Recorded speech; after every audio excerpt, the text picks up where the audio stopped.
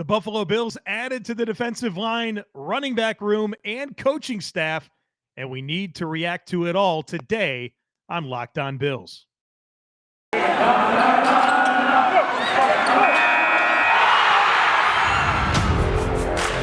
are Locked On Bills, your daily Buffalo Bills podcast. Part of the Locked On Podcast Network, your team every day.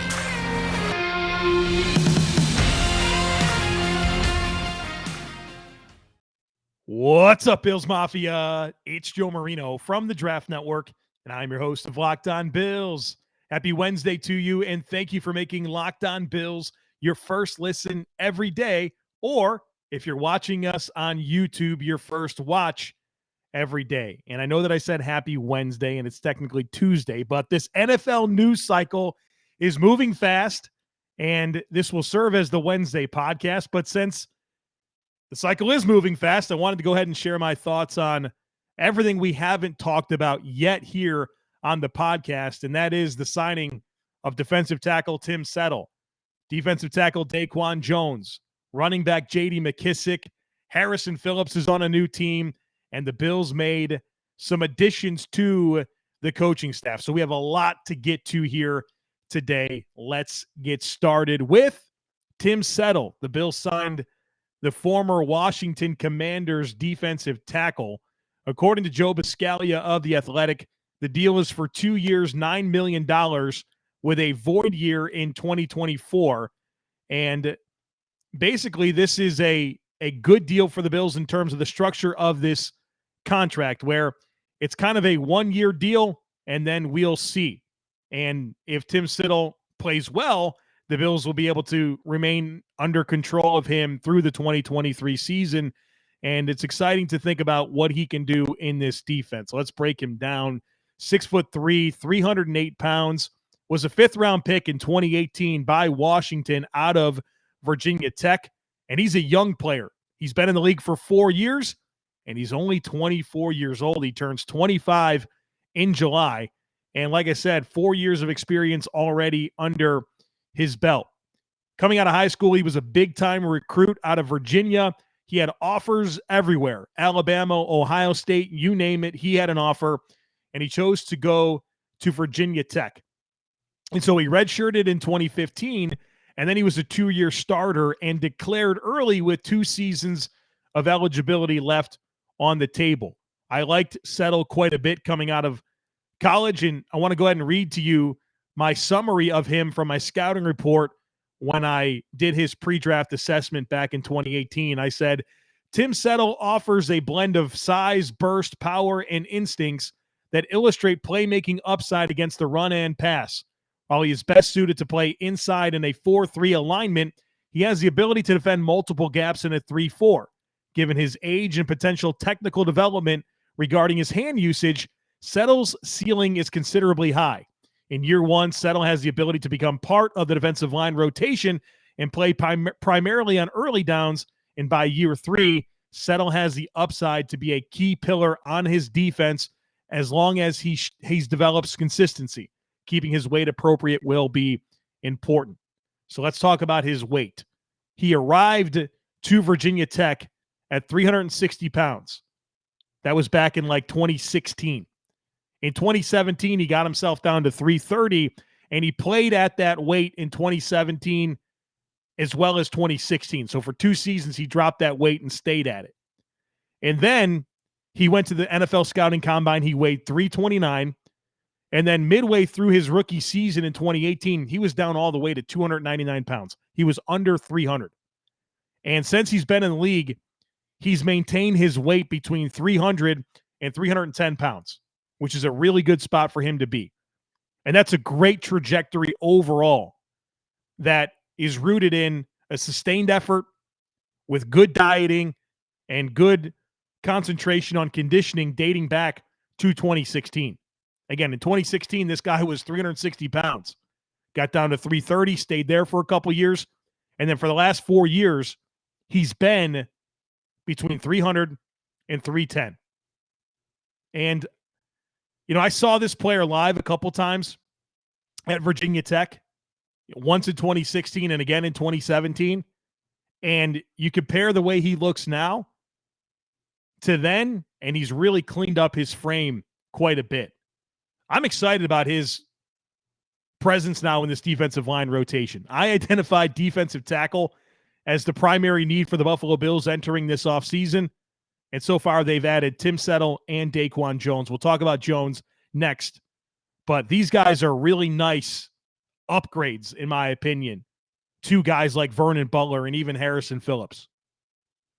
And this guy has the versatility, Tim Settle, to play either the 1 or the 3. He's played 1,023 snaps in his NFL career. 328 of those were in the A gaps. 483 was in the B gaps. And then 206 were lined up over the offensive tackle or wider. So this guy has proven the ability to play up and down the line of scrimmage. And you know that, given Sean McDermott's relationship with Ron Rivera, that there's good intel here. McDermott's going to know exactly what he's getting into with Tim Settle. And all of the Bills' success stories, it seems, in free agency kind of stem from good intel, right? Whether it's Mitch Morse coming from Kansas City, where Sean McDermott has that relationship with Andy Reid, or John Butler knowing about Jordan Poyer and bringing him along, or Bobby Babbitt's familiarity with Micah Hyde. It always comes from some type of connection. And I think this is a good signal that Tim Settle could really become a nice free agent acquisition for the Buffalo Bills. And I enjoyed watching him at Virginia Tech. And so far in his NFL career, he's been extremely flashy. And he's been stuck behind some studs in Washington, whether that's been Jonathan Allen or Deron Payne, who are first-round picks. They also have Matt Ioannidis, who's a really good third defensive tackle. So the snaps just haven't really been there.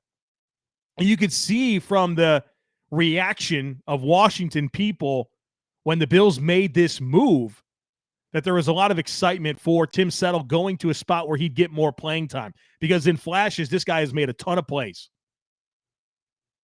And so later on in this podcast, you're going to hear from Ryan Fowler, who used to be a staff writer for Washington and for 3 years while Tim Settle was there. And he's going to share his intel later on in podcast form. If you're watching on YouTube, there's a separate video of my conversation with Ryan Fowler. So make sure you don't miss that, because he offers some great insight about Tim Settle, his journey to this point, strengths and weaknesses, projecting him to the Bills, all that type of stuff.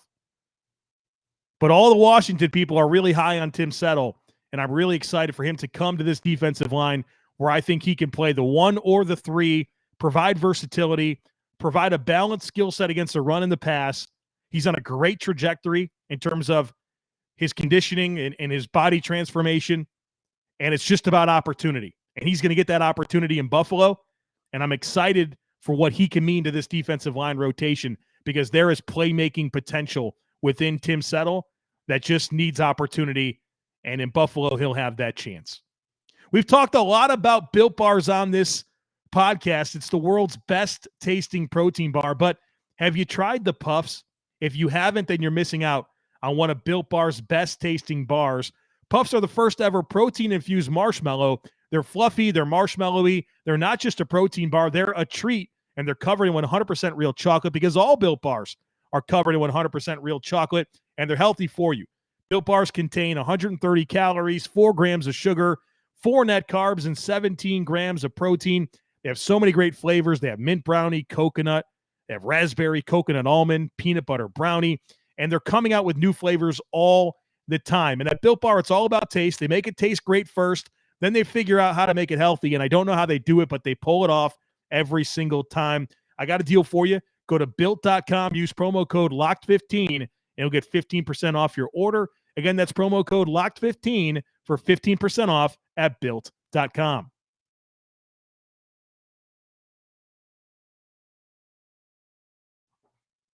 That's not all the Bills have done since we spoke last.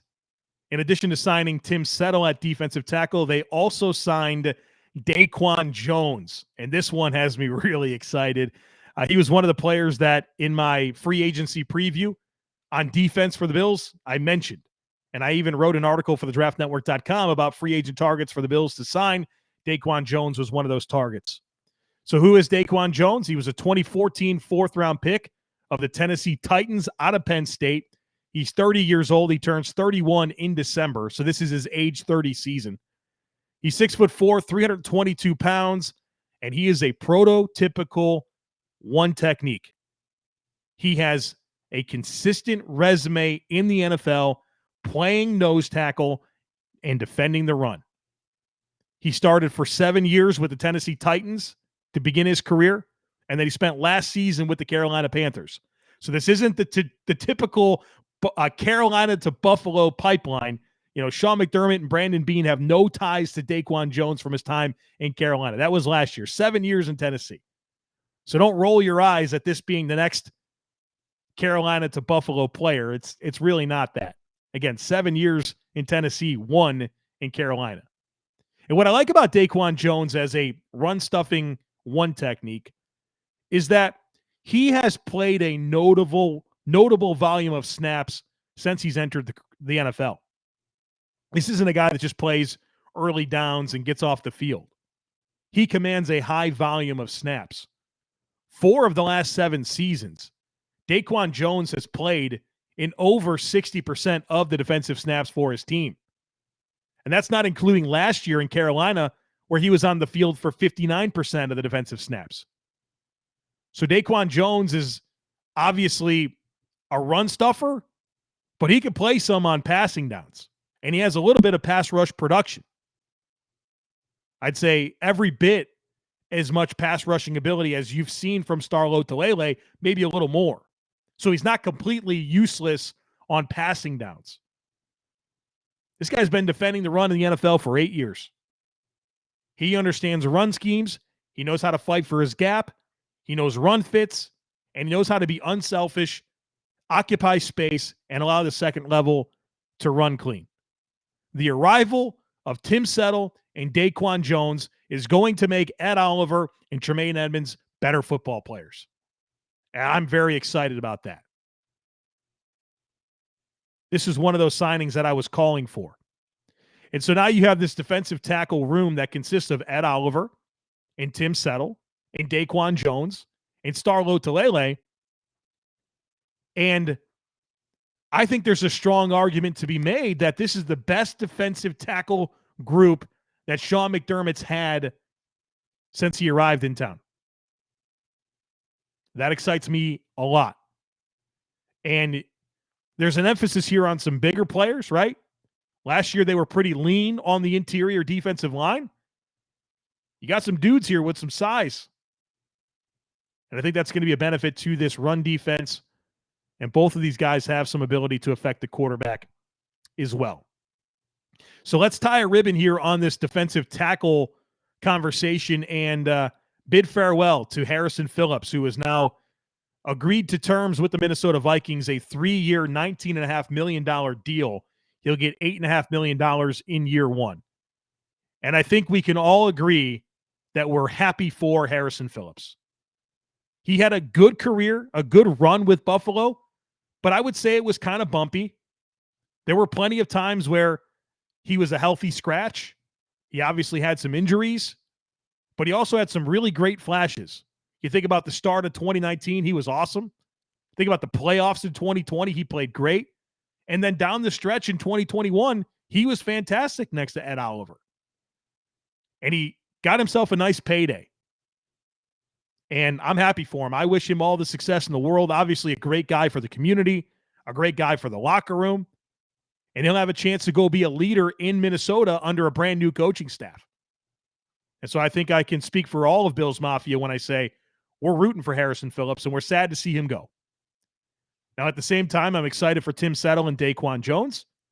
And I think from a contract perspective, the Bills are going to come in less for Jones and Settle compared to what Phillips got from Minnesota. So I think the Bills upgraded and it became less expensive to do so. And I think that's a great job by General Manager Brandon Beane. Brandon Beane made another good signing that I like. And look, I'll criticize Brandon Beane when I need to, but this is not one of those times. He signed running back J.D. McKissic to a 2-year, $7 million deal. JD McKissic, 28 years old. He turns 29 in August. 5'10", 195 pounds. He was an undrafted free agent out of Arkansas State in 2016. And at Arkansas State, this guy was a big-time receiving threat. He had 289 catches across 4 seasons in college, and that includes 103 catches in 2012 for over 1,000 yards as a running back, and that's in 13 games. And then the following year, he had 82 catches. So 289 catches across 4 seasons. Was a UDFA, was originally with the Atlanta Falcons, and here's a fun fact for you. His first NFL touch was a 101-yard kickoff return for a touchdown in a preseason game. Now, what's interesting is that he's never played special teams outside of the preseason, but that's a fun way to start your career. So he didn't make the Falcons. He was cut. Well, he did make the team, excuse me. He was cut mid-season and picked up by the Seattle Seahawks. He didn't do much with Seattle. He was cut entering the 2019 season. Then he was signed by the Detroit Lions, where he spent 2019, and he found some production as a rotational back. He had 438 total yards from scrimmage, 205 rushing yards, averaging over 5 yards per carry, and then he caught 34 passes as well. Then he went to Washington in 2020, and that's where things really took off for him as a receiver. He had 80 catches in 2020, 43 in 2021. This man is a pass-catching specialist. And I think we can all agree that the Bills need a little bit more in terms of pass-catching upside out of the backfield. Devin Singletary's made some strides, but when you're able to get this type of player, it's going to be a major benefit to Josh Allen, working the checkdowns, dumping it down, getting the screen game going. When they want to flood the coverage lanes with 8 defenders, having a guy like J.D. McKissic to get the ball to and ask him to create some space is a major asset to this offense. McKissic averaged 9.1 yards after the catch per reception in 2021. He's averaging 7 yards after the catch per reception for his career. I hope that excites you because the Bills need this type of player.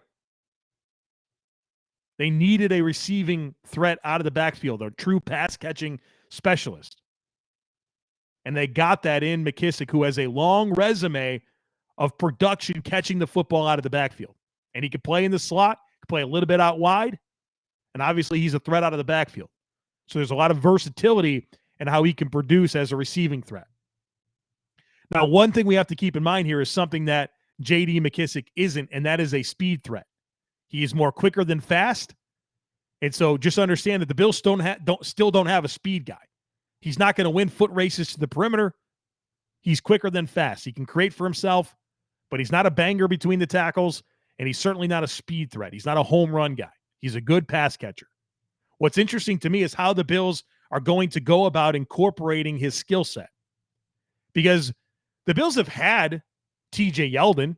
They've had Matt Breida. And it's never been something the Bills have been overly effective at incorporating that third running back. And so I'm interested to see how a skill set like McKissic factors in. And obviously this is a new offensive coaching staff led by Ken Dorsey. So things should look a little bit different. But how they get these running backs going is interesting to me. I think Devin Singletary is your lead guy. McKissic's going to have a role. Where does Zach Moss factor in? Do they add another running back in the draft? Should be really fun to see how it shakes out, but I'm excited that the Bills have more variety with their skill sets, and in particular with McKissic, a guy that can really catch the football. The last thing I want to talk about here is a couple of coaching staff changes, and that's the Bills promoted Eric Washington to senior defensive assistant and defensive line coach. And I know there's a lot of mixed opinions about Eric Washington.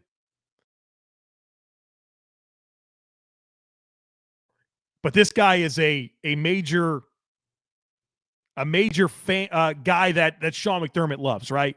He's been with him for 8 years. And Sean McDermott at every step of the way has praised Eric Washington. And now he's got a little more responsibility. So he goes from defensive line coach to senior defensive assistant and defensive line coach. Now the Bills also brought in a coach for the offense, Mike Schula, has been named the team's senior offensive assistant, has 30 years of coaching experience. He's the son of Don Schula, 6 seasons in the NFL as an offensive coordinator, 14 seasons as a quarterbacks coach. He was the head coach at Alabama from 2003 to 2006. The man's seen a lot of football. He'll be an asset to Ken Dorsey, a first-year offensive coordinator, and Joe Brady, a young offensive mind in the NFL. And it's funny because Schula was the offensive coordinator in Carolina when Ken Dorsey was his quarterbacks coach. And now things are kind of shifted around where Schula is working under Dorsey. But for a relatively young offensive coaching staff outside of Aaron Kromer and Rob Boris at tight ends coach, you know, it's nice to have a guy here in Mike Schula that does have experience as a coordinator. And so while the Bills have a first-year play caller and coordinator in Ken Dorsey, Rob Boris, the tight ends coach, Aaron Kromer, the O-line coach, and now Mike Schula, the team's senior offensive assistant, they've all been NFL offensive coordinators before.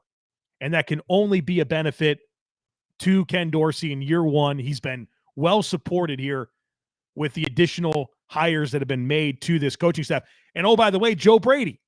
So the Bills literally have 4 offensive assistant coaches that have been offensive coordinators in the NFL.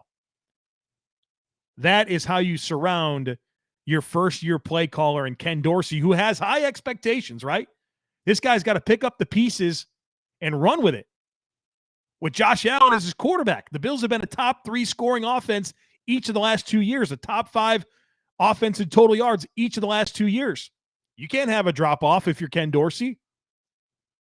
The Bills have surrounded Ken Dorsey with really good offensive minds and offensive experience to help evolve this scheme and make sure that there's not a drop-off with Brian Daboll, now the head coach of the New York Giants.